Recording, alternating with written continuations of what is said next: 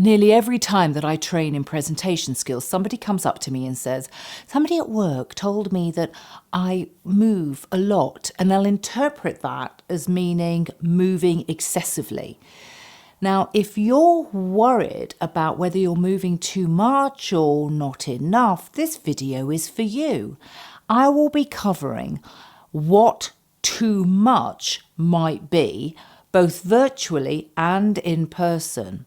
Not only that, but right at the end, I've got a quick tip that will instantly boost your presence when you're presenting online. Let's go. Hi, my name is Frankie Kemp from frankiekemp.com, and I help specialists in tech communicate up, down and around so that they're less vanilla and more thriller.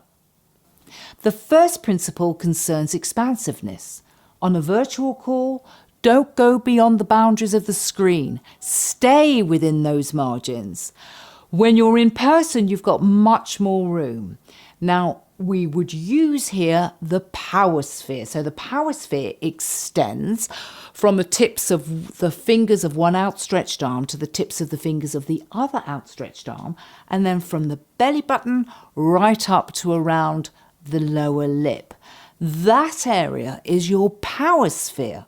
There was a 2017 study of CEOs who were doing their pre-IPO roadshows in which their companies would be valued. And what the researchers found was this. Those CEOs with the higher valued companies tended to embody certain non-verbal characteristics. And one of them was the power sphere, because people viewed that kind of use of space as conveying more competence and confidence and trustworthiness. And on screen, using the power sphere within the margins, as I've explained, keeping it to the chest and no further than this area, will also help you to transpose that power sphere to an online scenario. In my third point, I will be talking about a slight concession to this, which is related to culture. But first, let's look at how meaning is conveyed through gesture, and then how to determine when that might be too much.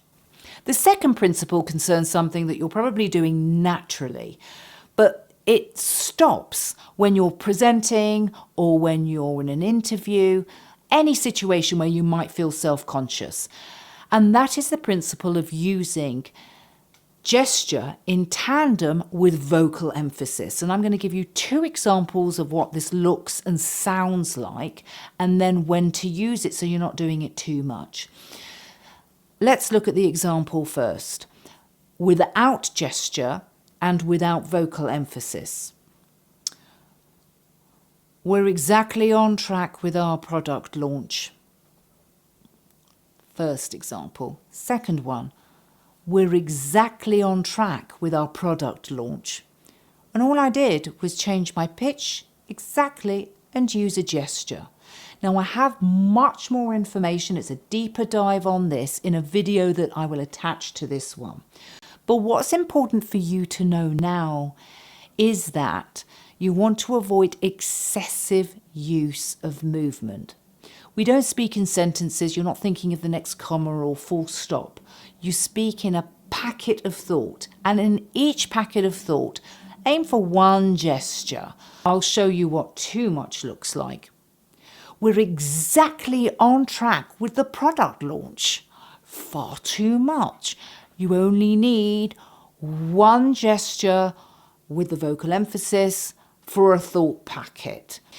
The other point here is to ensure that you don't leak. So there's no excessive gestures that undermine your credibility. For example, we're exactly on track with the product launch. Or we're exactly on track with the product launch. Biting my lip, self-grooming gestures. I've got a video which I will attach to this. Have a look at that and you can do a deeper dive into those leaking gestures and how to move with more conviction. Now, there was a study of 200,000 snippets of TED Talks and 1,600 participants who viewed them. And what they realized was this, that when the speakers used gesture, they understood the meaning of the concepts that were being explained, and everything seemed clearer. If you think just because you're online, we don't need to see your gesture, you're wrong. We need to see it because it conveys meaning. Now, just a quick word about gestural height. This is contextual to culture.